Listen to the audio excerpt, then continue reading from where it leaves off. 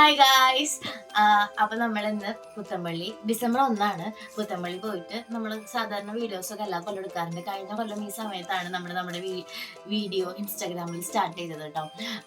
ഈ കൊല്ലം നമ്മൾ അതിൻ്റെ ഒരു ഓർമ്മയ്ക്കായിട്ട് നമ്മൾ കഴിഞ്ഞ കൊല്ലം ഫ്രീ ആയിട്ട് കുറേ വീഡിയോസും കാര്യങ്ങളൊക്കെ എടുത്തിട്ടുണ്ടായിരുന്നു.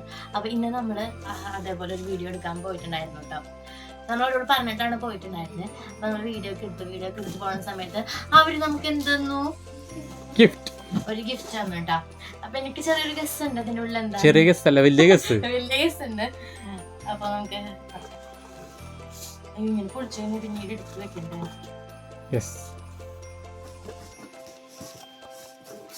ഗസ് പറഞ്ഞില്ലല്ലോ.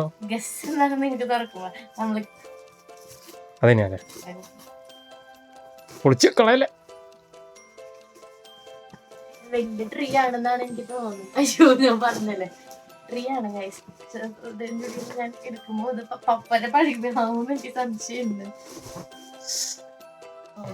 ഇത് ഭയങ്കര വലുതാണ്.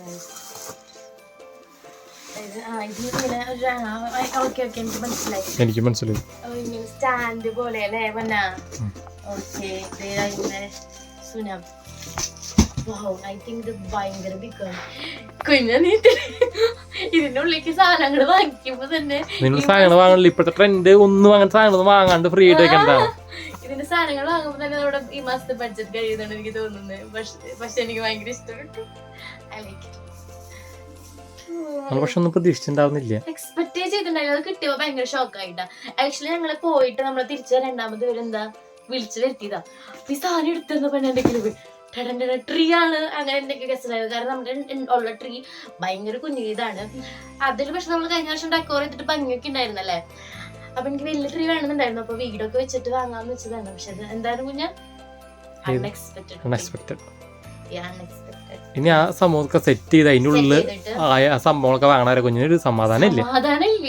സത്യം, അതൊക്കെ വാങ്ങണവരെ സമാധാനം ഇല്ല. So excited.